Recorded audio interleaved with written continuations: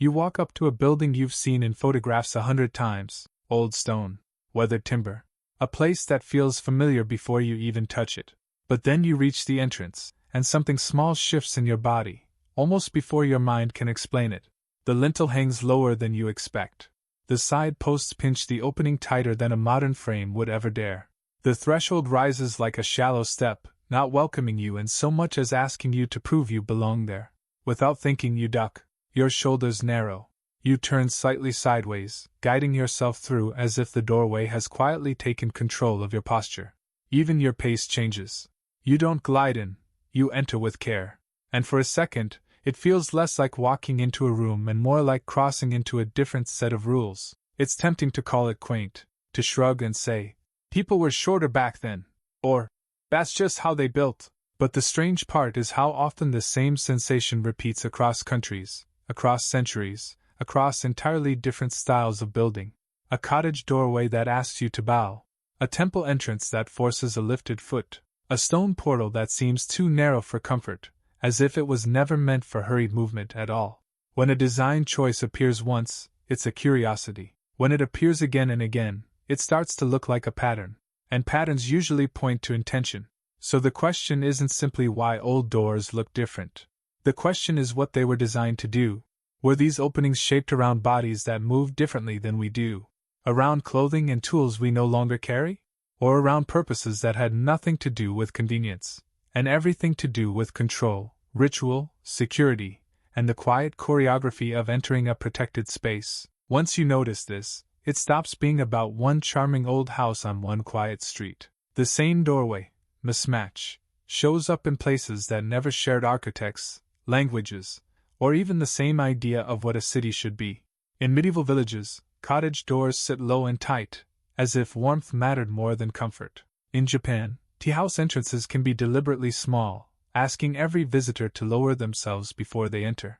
In Egypt, temple gateways sometimes pair massive scale with oddly pronounced thresholds, like the crossing itself was the point. In the Andes, there are stone portals cut with a precision that feels almost deliberate in its restraint, narrow where you expect grand. And in Ireland, round towers present doors raised above the ground, as if the building never intended to meet the earth at street level. What's striking is that these doorways don't all point in the same direction. Some are tiny, some are monumental, some are placed where a normal entrance would be inconvenient, even puzzling. That variety matters, because it suggests we're not dealing with one simple explanation. We're looking at multiple design logics, different reasons, different priorities, different kinds of users.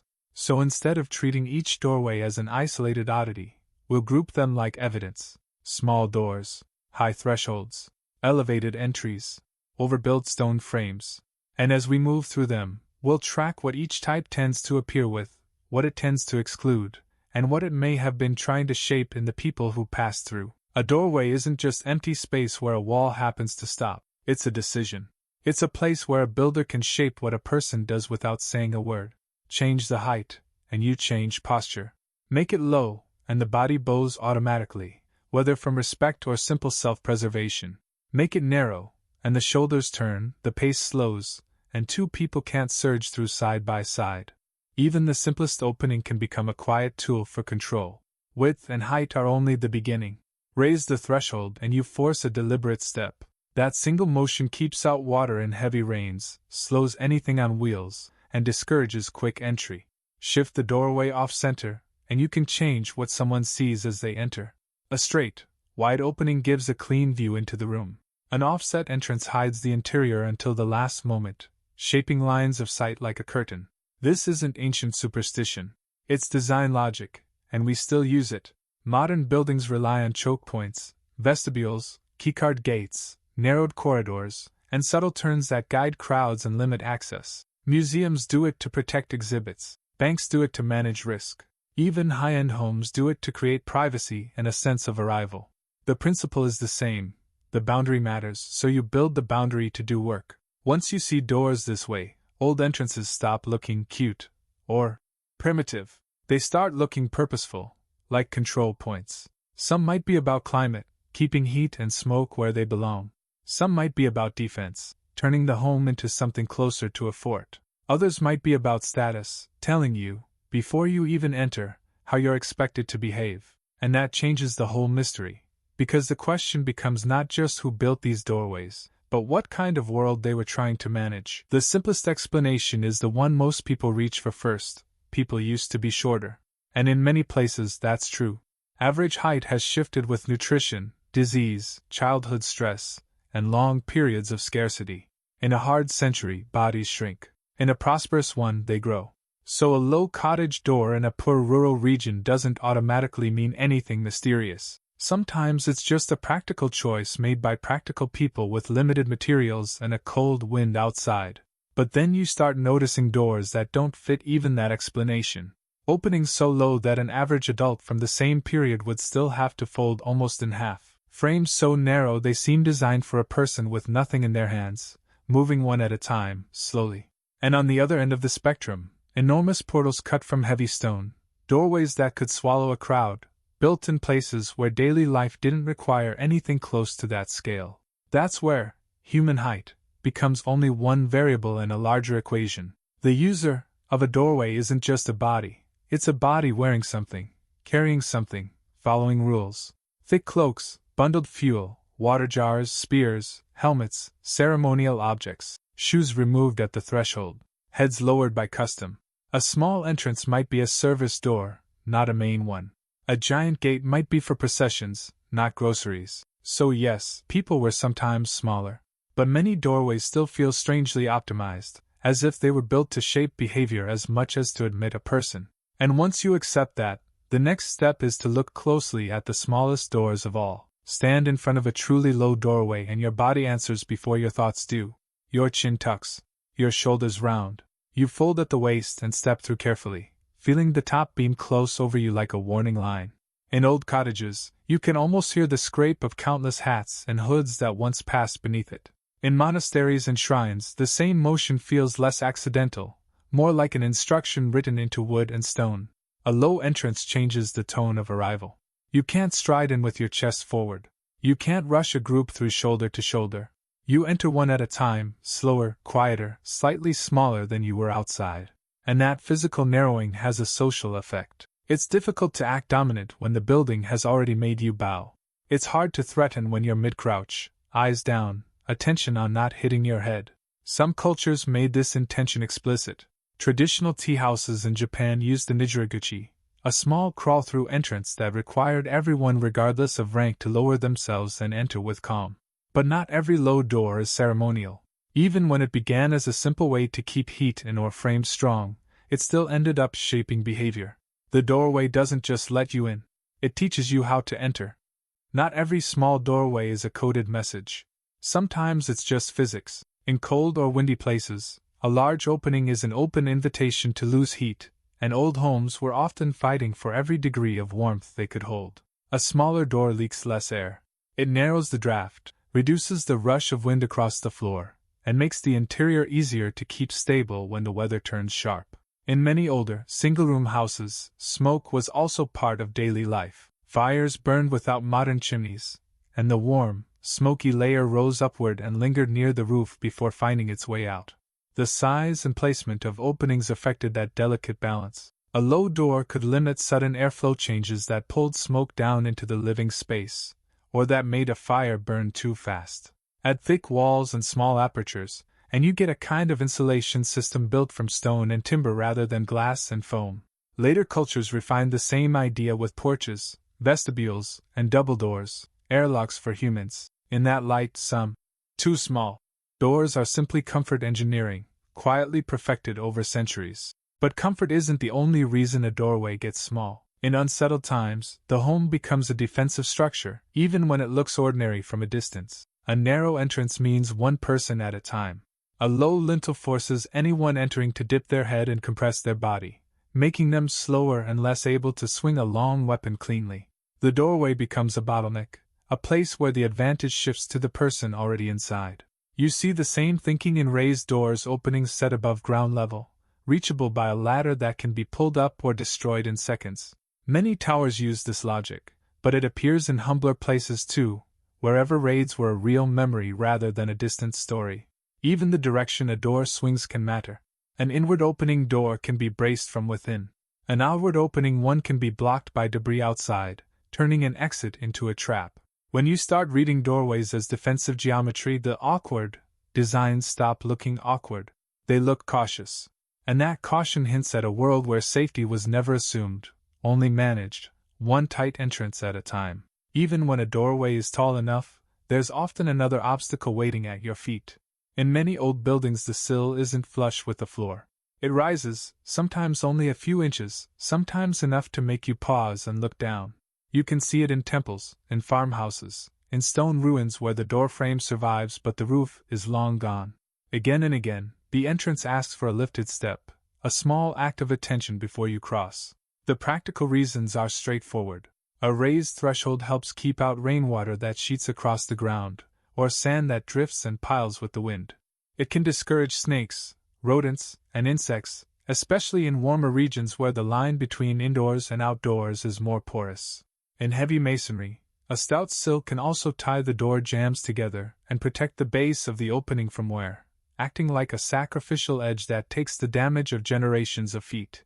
But thresholds also carry a different kind of weight. They divide spaces that are meant to stay separate, clean and unclean, public and private, ordinary and sacred.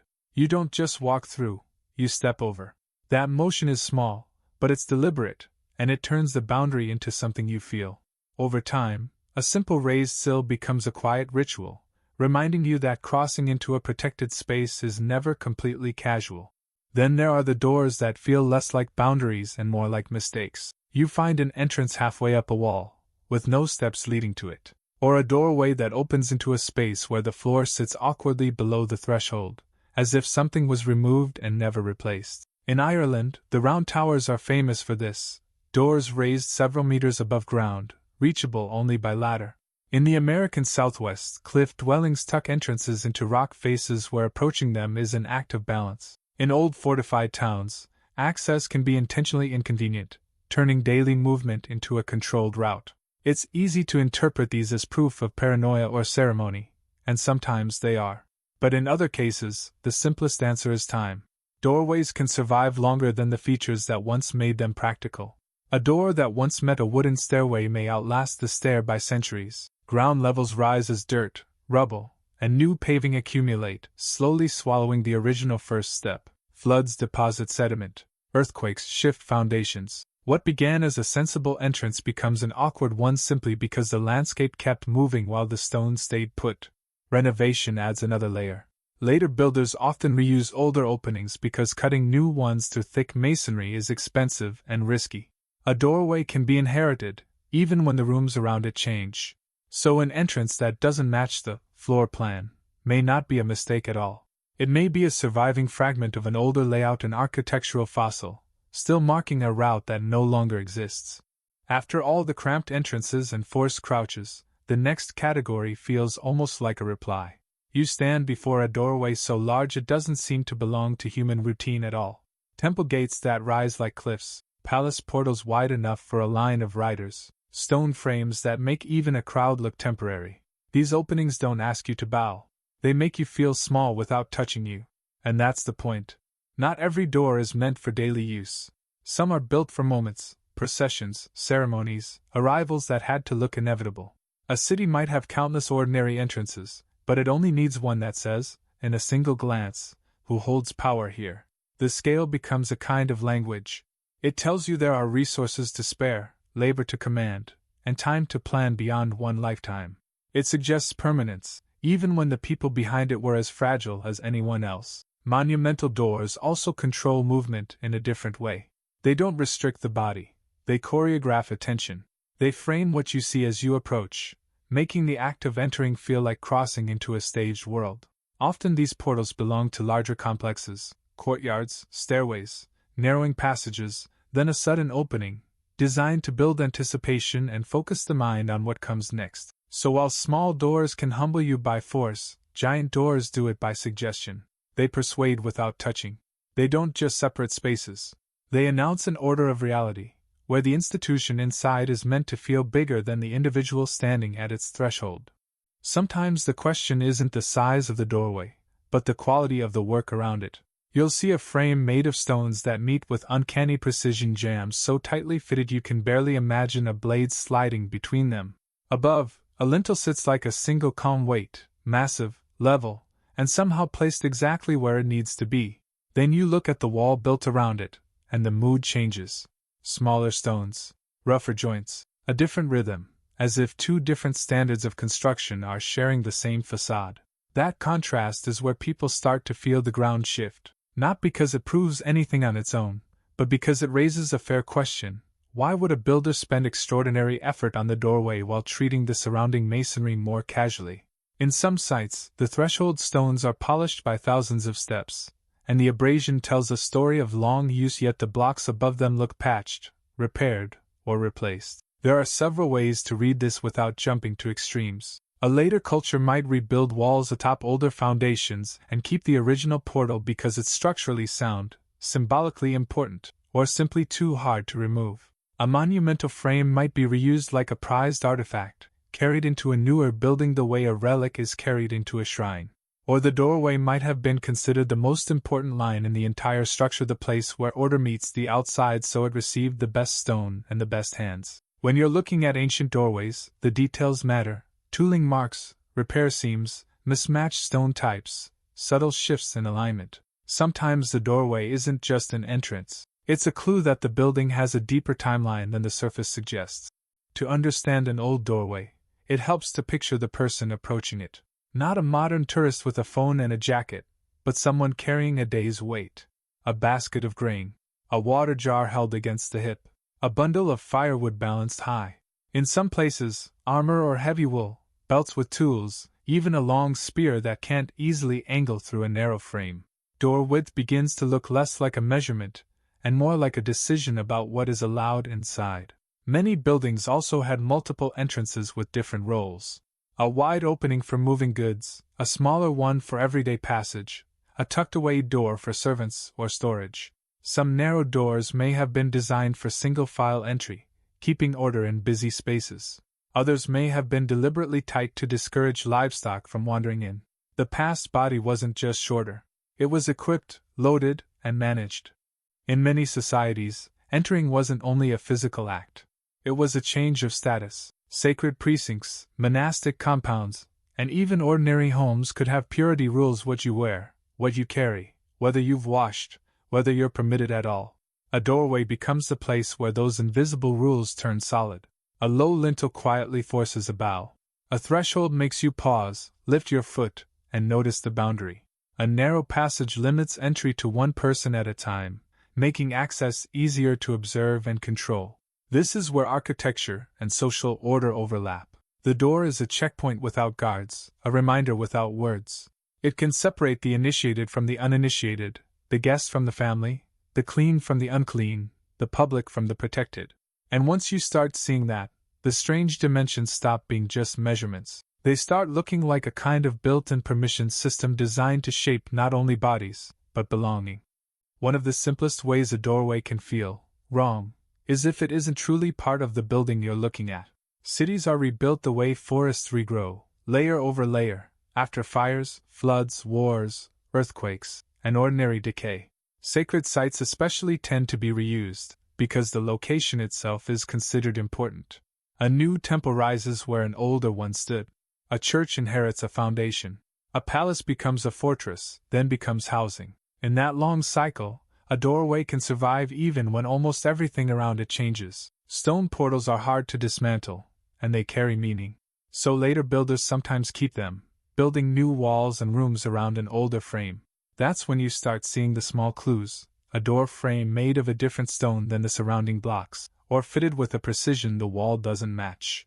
Alignments that feel slightly off, as if the doorway belongs to an older floor plan.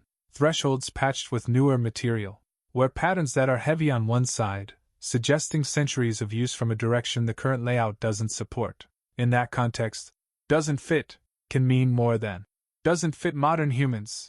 It can mean the doorway doesn't even fit its own building anymore because it's a survivor from an earlier phase, still standing where the rest of the story has been rewritten. And there's another possibility that sits quietly behind all of this. Some doorways may never have been meant for ordinary daily entry in the first place. A portal can be built for an object rather than a person, for a large statue carried on poles, a reliquary, a sacred boat, a coffin, an icon that only moves on certain days. It can be designed for a controlled ritual where posture, timing, and sequence matter more than comfort. In some spaces, the doorway is also a tool for light and sound, framing a beam at a specific hour, or shaping the way footsteps and voices spill into a chamber. When later people inherit a structure like that, they often explain it in the language they have. Myths of giants, of old ones, of ancestors who were closer to the gods. These stories aren't proof of anything by themselves, but they are clues about how strange these spaces felt to those who came after. A culture doesn't invent explanations unless it senses a mismatch. The safest way to approach this is to hold several ideas at once and let the physical details decide. Because sometimes the doorway isn't asking, "Who were they?" It's asking, "What were they doing here?" If you ever find yourself near an old building, you can test these ideas in a few quiet minutes. Start with the basics, estimate the height and width, and notice where the tightness really is, at the shoulders, at the head, or at the feet.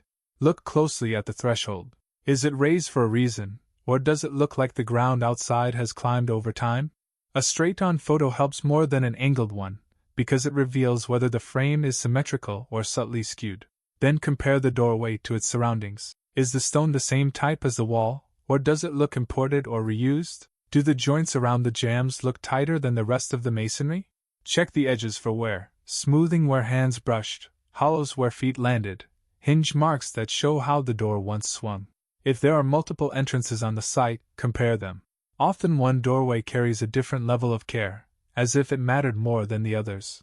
Most importantly, look for missing context-blocked openings, vanished stairs, altered floor levels. Doorways remember what buildings forget, if you know where to look. By the time you've looked at enough old entrances, the argument stops being small versus large. You start seeing a spectrum.